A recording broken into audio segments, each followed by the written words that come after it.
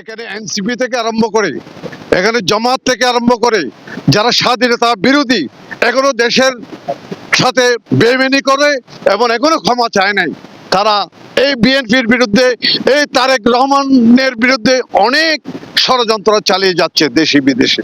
ধন্যবাদ দিগন্ত টিভি, জনাব আব্দুল আজিজ ভাই।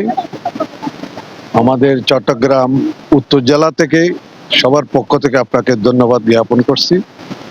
আজকে আমাদের স্বাধীনতার ঘোষক শহীদ প্রেসিডেন্ট জিয়াউর রহমান এবং আপসীন নেত্রী খালেদা জিয়ার সুযোগ্য সন্তান, বর্তমান বাংলাদেশ জাতীয়তাবাদী দলের সংগ্রামী চেয়ারম্যান তারেক রহমান 20 বছর 8 মাস পর আমাদের বন্দরনগরী চট্টলায়, বারউলিয়ার চট্টলায় এখানে দেশে আসার পরে কালকে আমাদের চট্টলার আবাল বৃদ্ধ বনিতার সাথে মিলিত হবেন এবং চট্টগ্রামের বিভাগীয় যে দানের শীষের প্রার্থীগুলো আছে তাদেরকে পরিচয় করে দিবেন এবং সাধারণ ভোটারদের কাছে তুলে দেবেন।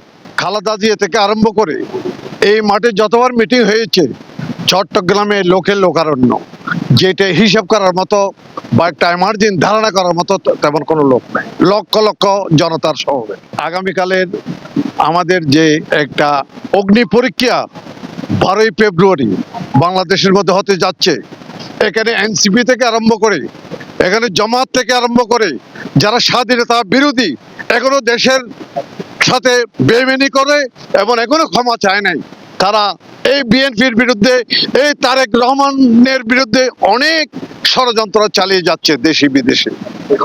হাজার হাজার কোটি টাকা খরচ করতেছে। হ্যাঁ, সেজন্য আমাদের যারা জিয়ার সৈনিকের আছে, জিয়ার পরিবারের সদস্য যারা আছে, হ্যাঁ, তাদেরকে নাক কান চোখ খোলা রাখতে হবে। অর্থাৎ একটা কথা আছে, চাঁদ দেখা গেলে খুশি হইয়া লাভ নাই, 30 রোজা রাখা হচ্ছে বড় কথা। সেই জন্য আগামী 12ই ফেব্রুয়ারি যে আমাদের মাঝে অগ্নি পরীক্ষা উপস্থিত হচ্ছে, সেই পরীক্ষায় প্রত্যেক কেন্দ্রে কেন্দ্রে আমাদেরকে পাহারা দিতে হবে।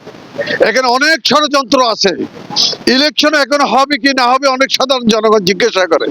তো সেই জন্য বলছি, আগামী 12ই ফেব্রুয়ারির দানের শীষকে যে যেই থানায় আছেন, যে যে অবস্থায় আছেন, সবাইকে ভোটের মাধ্যমে, ব্যালটের মাধ্যমে প্রমাণ করার জন্য পুনরায় আবেদন জানিয়ে আমার বক্তব্য এখানে সমাপ্তি ঘোষণা করছি।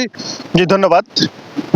দীর্ঘ 20 বছর পর জনাব তারেক রহমান চট্টগ্রামের মাটিতে পা রেখেছেন। আমাদের নেতাকর্মীদের মাঝে উৎসবের আমেজ তৈরি হয়েছে। আপনারা দেখছেন অলরেডি আগামীকাল সমাবেশ, এখনই মাঠ প্রায় পূর্ণ হতে যাচ্ছে। কারণ হচ্ছে এই প্লেগ্রাউন্ড ময়দানকে অনেক রাজনৈতিক নেতারাই বা অনেক রাজনৈতিক দল সমাবেশ করার জন্য পছন্দ করেন না, কারণ হচ্ছে বিশাল মাঠ। কিন্তু আমরা ইতিপূর্বেও অনেকবার এই মাঠে সমাবেশ করেছি, আপনারা দেখেছেন কানায় কানায় পরিপূর্ণ হয়। ইনশাল্লাহ আগামীকালও কানায় কানায় পরিপূর্ণ হবে এবং এটা আরো অতিক্রম করে নিউ মার্কেট, এদিকে টাইগার পাস, এদিকে আমাদের যে একদম সিআরবি পর্যন্ত এটা কানায় কানায় পরিপূর্ণ হবে বলে আমরা বিশ্বাস করি ইনশাল্লাহ। ধন্যবাদ। প্রথমে ধন্যবাদ জানাচ্ছি আমার দিগন্ত টিভিকে এবং সাথে আমাদের এই এখানকার এখন যারা উপস্থিত আছেন, অনেক আমাদের সহকর্মী সহযোদ্ধারা উপস্থিত আছেন। আসলে বলতে গেলে যে পোলো গ্রাউন্ডের মাঠে এই যে স্বৈরাচারী দূষিতদের টাইমে যখন সব জায়গায় বাধা হতো, গাড়ি আসতে পারতো না, পথে পথে চেকিং হতো, তখন একজন ঘুরে এসেও এই মাঠ পরিপূর্ণ হয়ে, এই পোলো গ্রাউন্ড মাঠ পরিপূর্ণ হয়ে পাশের যতটুকু এলাকা আছে সিআরবি যে আমাদের বিশিব্বা বললো, সব এলাকা পরিপূর্ণ কানা কানা হতো। এখন তো শীতকাল এবং গরম কম পড়বে আশা করি, এবং সকালবেলা হওয়াতে কিছুটা মানুষ আসছে দূর দূরান্ত থেকে, যারা আসলে একটু কষ্ট হবে, হয়তো টাইম মিলাতে পারবে না। তারপরেও আশা করি কালকে এই ময়দান শেষ হয়ে আশেপাশের সব জনসমগ্র পরিণত হবে। যেহেতু তারেক রহমান বাংলাদেশের প্রাণ, এবং তারেক রহমানের জন্য দীর্ঘ যুগ মানুষ স্লোগান দিয়েছে, তারেক রহমান আসবে ফিরে বীরের বেশে, এবং তার বয় না রাজপথ চায় নাই, সেই যোদ্ধারাই কালকে তারেক রহমানকে এক নজর দেখতে এই প্রলোভনটা আসবে।